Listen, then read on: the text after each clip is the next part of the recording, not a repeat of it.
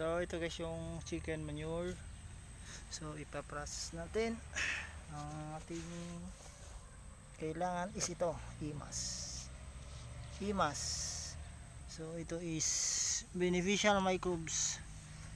Makakatulong to para makan yung ma-process natin yung chicken manure.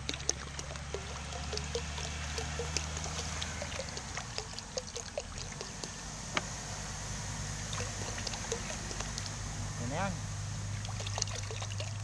Magtira tayo ng konti. So kung na to, ito ibubuhos natin dyan. Pag nabuhos natin siya is magtatabunan natin ng ganito. Hayaan natin siyang mabulok ng 3 weeks. So update na lang guys kung ma-process natin to para safe siyang gamitin sa halaman. Kasi guys, pag hindi na process talaga itong chicken manure na to is